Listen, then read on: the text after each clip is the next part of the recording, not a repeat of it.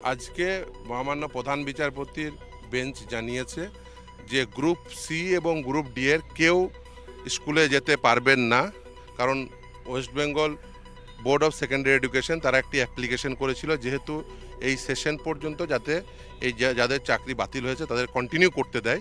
কিন্তু মহামান্য প্রধান বিচারপতি বেঞ্চ জানিয়েছে যে শুধুমাত্র শিক্ষকরা অর্থাৎ নবম দশম এবং একাদশ দ্বাদশের এখনও পর্যন্ত যারা চিহ্নিত হয়নি টেন্টেড হিসাবে সেই সমস্ত শিক্ষকরা যেতে পারবেন। কিন্তু এসএসসিকে দিয়ে আন্ডারটেকিং করিয়েছেন যে তারা 31 মের মধ্যে অ্যাডভার্টাইজমেন্ট দেবেন এবং 31 ডিসেম্বরের মধ্যে এই পুরো প্রসেসটি অর্থাৎ নিয়োগ প্রক্রিয়া ফ্রেশ সিলেকশন সেটা কমপ্লিট করে ফেলবেন। ফলে এই আন্ডারটেকিংয়ের উপর ভিত্তি করে শুধুমাত্র যারা এখনো পর্যন্ত চিহ্নিত হয়নি সেই অচিহ্নিত শিক্ষকদের এখনো পর্যন্ত শুধুমাত্র এই সেশনটা তারা কন্টিনিউ করতে পারবে। সংখ্যাটা কি 19,000 সামথিং? সেটা তারা জানা এখনো পর্যন্ত ওই লিস্ট দেয়নি, আমি সেটা চেয়েছি, দেখা যাক সেই লিস্ট দেখ। এবং এখানে নবম দশম একাদশ দ্বাদশ আলাদা করে বলেছে। হ্যাঁ, অবশ্যই, কারণ দুটো নিয়োগ প্রক্রিয়া ছিল, নবম দশম এবং একাদশ দ্বাদশ দুটো আলাদা আলাদা নিয়োগ প্রক্রিয়া, দুটো আলাদা রুল ছিল। ফলে দুটো নিয়োগ প্রক্রিয়া থেকে যে সমস্ত শিক্ষকরা যারা এখনো পর্যন্ত অচিহ্নিত টেন্টেড তারা শুধুমাত্র এই সেশনটা কন্টিনিউ করতে পারবে।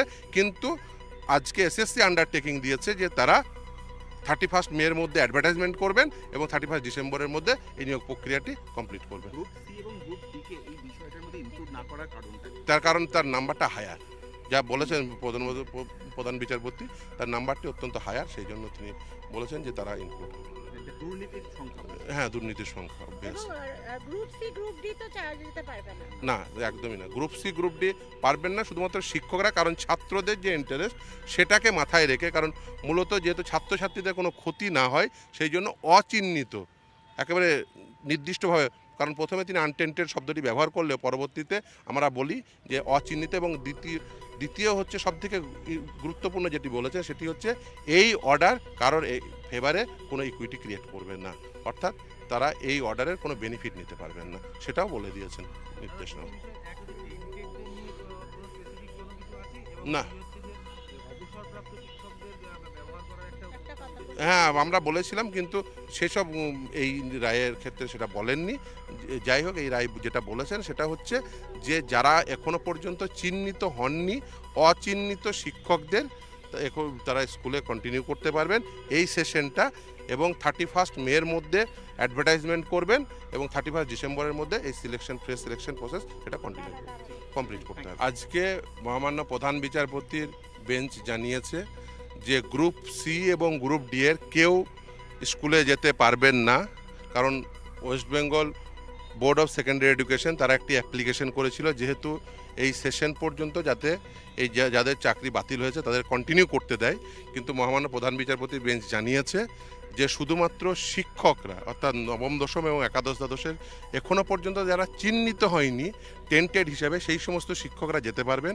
কিন্তু এসএসসিকে দিয়ে আন্ডারটেকিং করিয়েছেন যে তারা 31 মের মধ্যে অ্যাডভার্টাইজমেন্ট দেবেন এবং 31 ডিসেম্বরের মধ্যে এই পুরো প্রসেসটি অর্থাৎ নিয়োগ প্রক্রিয়া ফ্রেশ সিলেকশন সেটা কমপ্লিট করে ফেলবেন।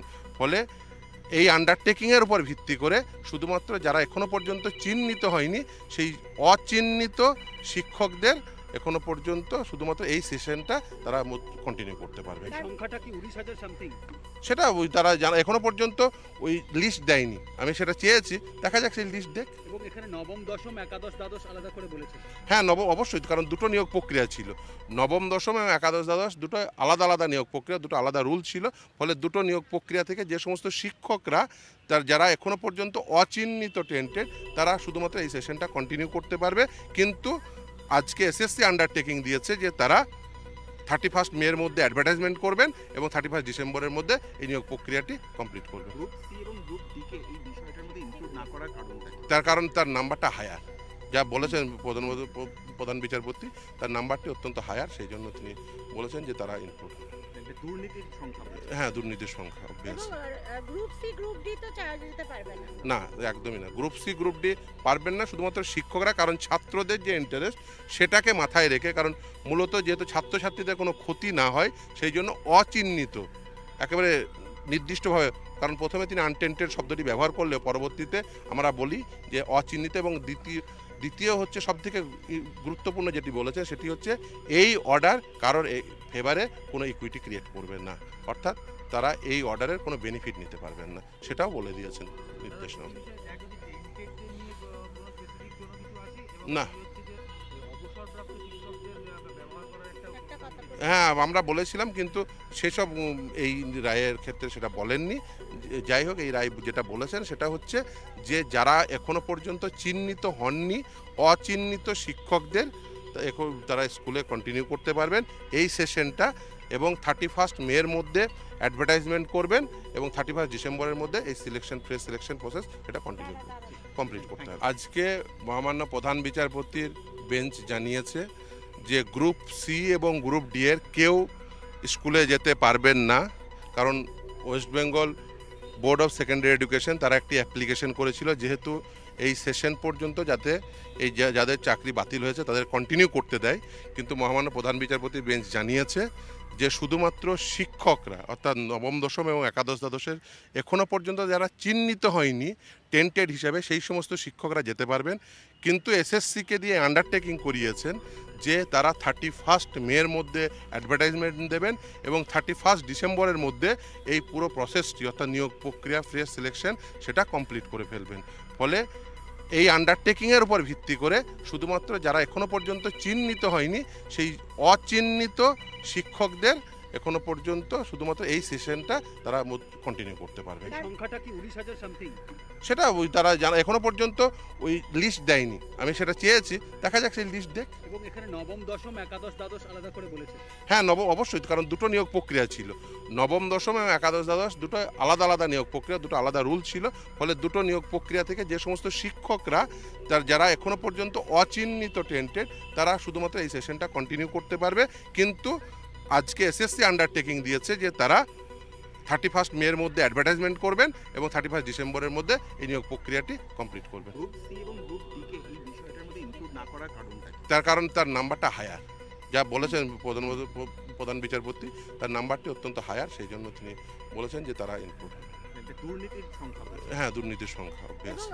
গ্রুপ সি গ্রুপ ডি তো যেতে পারবে না। না, একদমই না, গ্রুপ সি গ্রুপ ডি পারবেন না শুধুমাত্র শিক্ষকরা, কারণ ছাত্রদের যে ইন্টারেস্ট সেটাকে মাথায় রেখে, কারণ মূলত যেহেতু ছাত্রছাত্রীদের কোনো ক্ষতি না হয় সেই জন্য অচিহ্নিত একেবারে নির্দিষ্টভাবে, কারণ প্রথমে তিনি আনটেন্টেড শব্দটি ব্যবহার করলে পরবর্তীতে আমরা বলি যে অচিহ্নিত, এবং দ্বিতীয় হচ্ছে সবথেকে গুরুত্বপূর্ণ যেটি বলেছে সেটি হচ্ছে এই অর্ডার কারোর ফেভারে কোনো ইকুইটি ক্রিয়েট করবেন না, অর্থাৎ তারা এই অর্ডারের কোনো বেনিফিট নিতে পারবেন না, সেটাও বলে দিয়েছেন নির্দেশনা।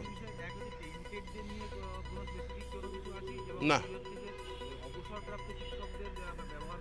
একটা কথা বলি। হ্যাঁ আমরা বলেছিলাম কিন্তু সেসব এই রায়ের ক্ষেত্রে সেটা বলেননি।